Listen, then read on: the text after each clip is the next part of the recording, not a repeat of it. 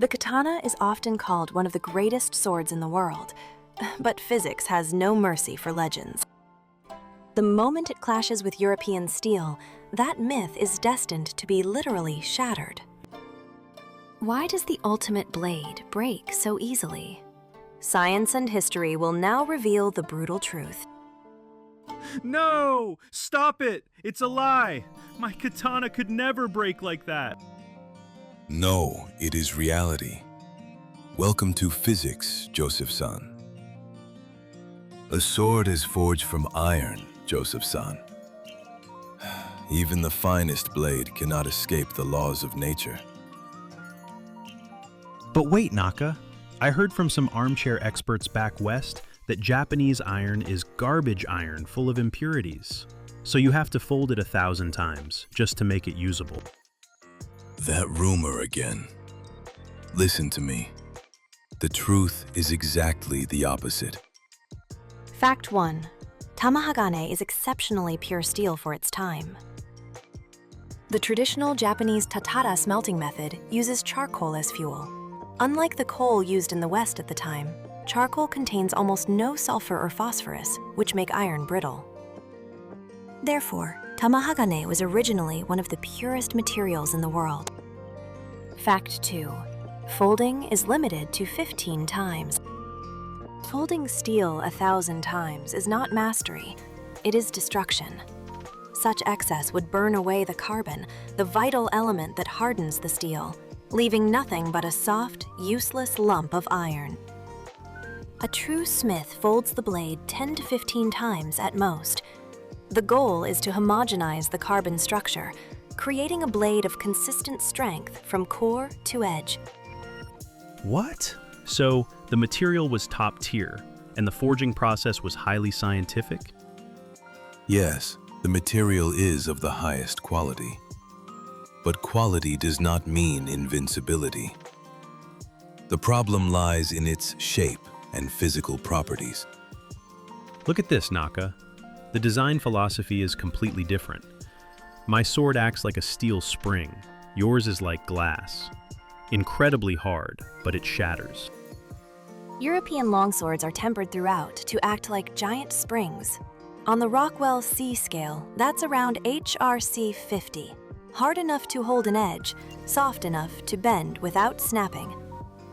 To put it in metaphorical terms, the longsword is a spring, and the katana is a razor. Even if they strike solid steel armor, they flex to absorb the shock.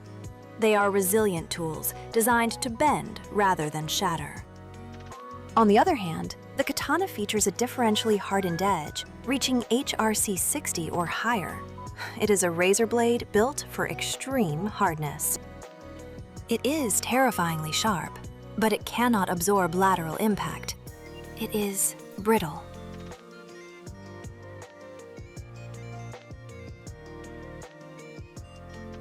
In Europe, we call this technique Mordhau, the murder stroke. Since this steel is built to be tough enough to survive such abuse, we can safely use the hilt like a war hammer to crush even the toughest armor. Mordhau. A murder stroke, you say? I see. Because your philosophy starts with the premise that the blade will not break, you can afford such reckless ingenuity. It is quite something to see a move that would get any samurai a swift slap from his sword polisher, being taught as a formal tactic. Western logic is truly formidable. So, are you telling me the katana is just a defective weapon? If it breaks that easily against steel, how could it survive on a real battlefield? Here is the brutal truth. It wasn't a defect. It was physics. When the two blades collided, the longsword acted like a shock absorber. It vibrated microscopically to disperse the massive energy of the impact. But the katana, hardened to the extreme, had no room to vibrate. The energy had nowhere to escape, except to become a crack. Rigidity becomes fragility. That is the cost of ultimate sharpness. You misunderstand its purpose, Joseph-san. Your sword is built to survive chaos.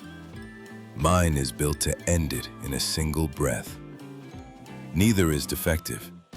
They are just specialized. To put Naka's words into modern terms, the Katana is a Formula One race car.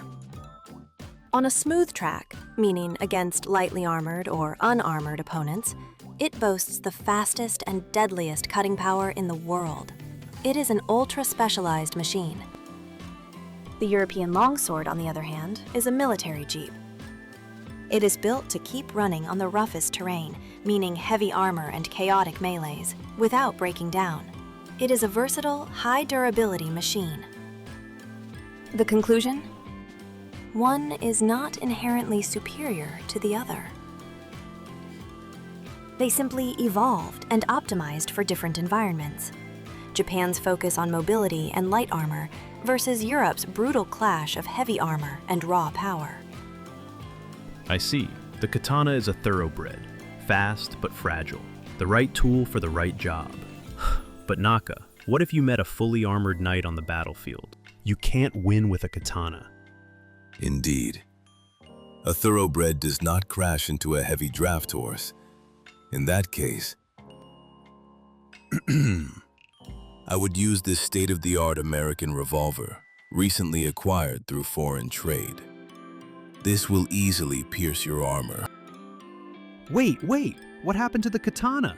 The soul of the samurai? My soul resides in my heart.